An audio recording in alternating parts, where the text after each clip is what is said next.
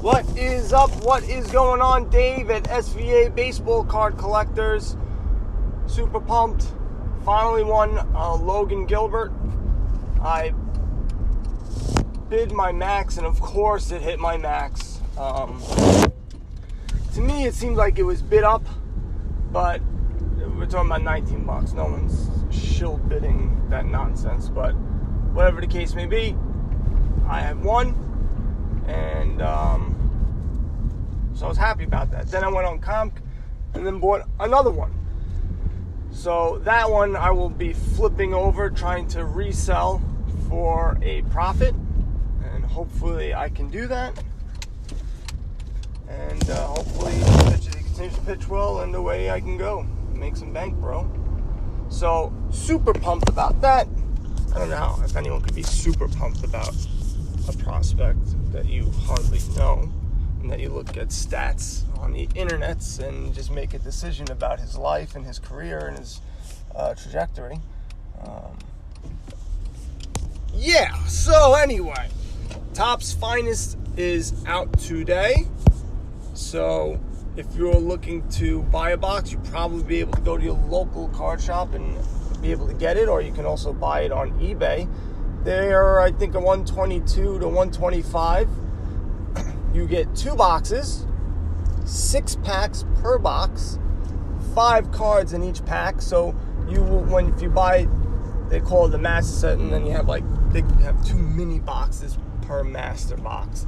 Some people try to break those up and sell them individually, but if you go to a store, a card shop, you're buying a hobby box, you're getting 2 mini boxes, and so you'll get a total of 60 cards and 2 autographs guaranteed, which is pretty cool.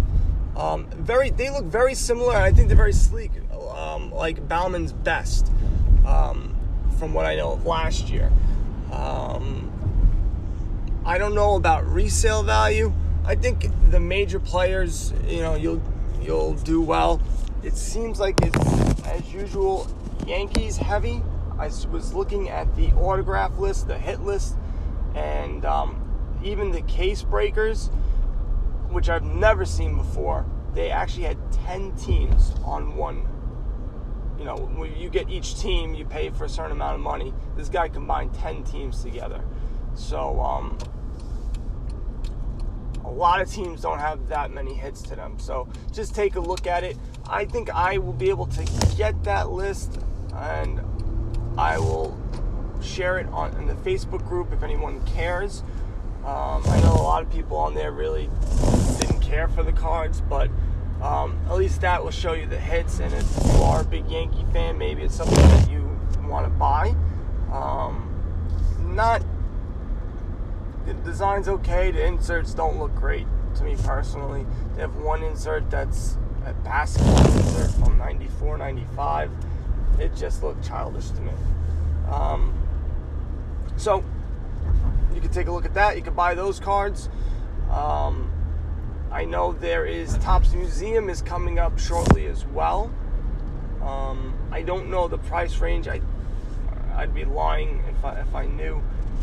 I missed that last year, so all these cards here I missed out on. So I don't know. I know of them. I know what they are, but I don't know the price per box. How many autographs you get? What was it like with Ohtani, and Gleyber Torres and all those guys, selling. So yep, that's that. Now, I want to talk about buying cards on eBay. And a lot of the times, I know, you look at the card, but you don't really look at the card. You're looking for something crazy, or you're looking for something in the description that's going to tell you, hey, this card's got a dinged corner, or this and that. And I can't tell you how many times I've bought cards, and this is what I'm talking about, why I'm talking about it, off-center. Now, I will be posting a video of the PSA cards and the Becca cards that I just got back. It was like a week ago. I was finally able to do the video, and it wasn't that great. And some of the stuff is off-centered.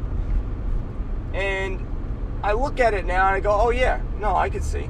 It's clear as day, but it's not crazy off-centered, but it's enough where I should have known better.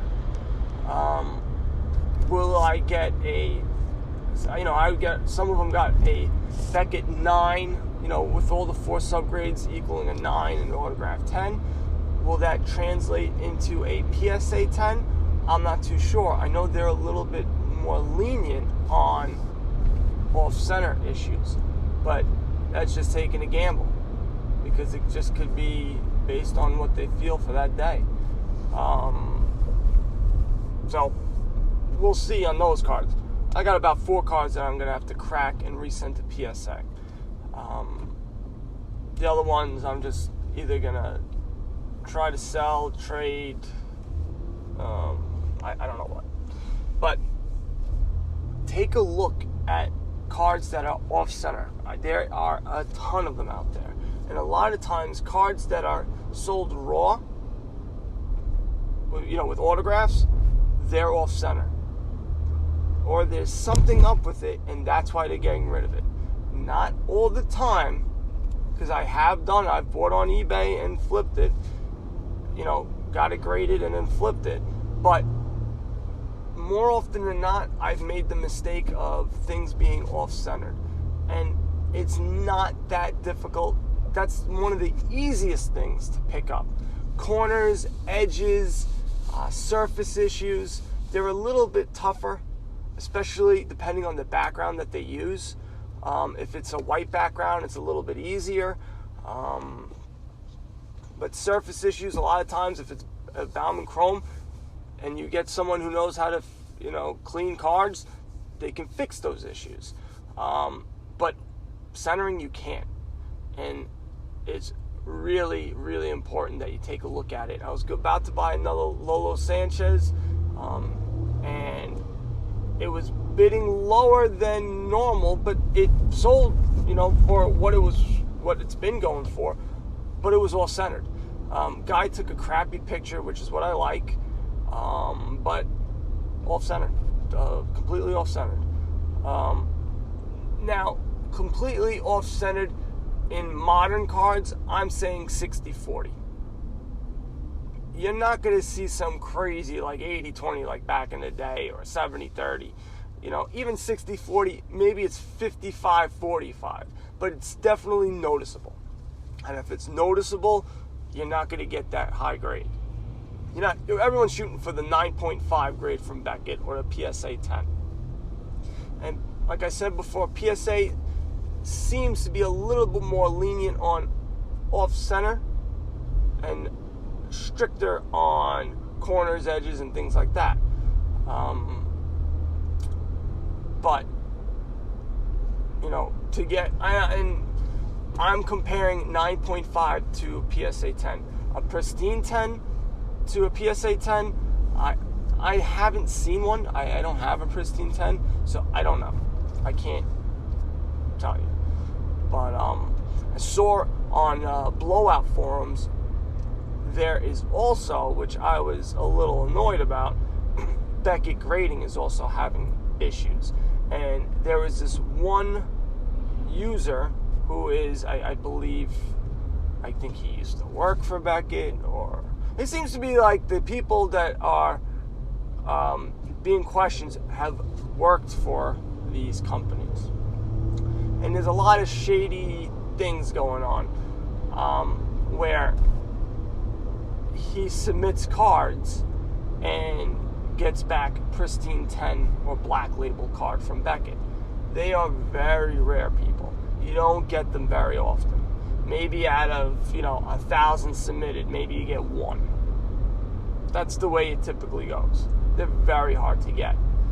This guy, I saw one where he submitted 10 and all 10 came back. Now you could say, man, maybe he just has a great eye for cards and he just knows how to pick them.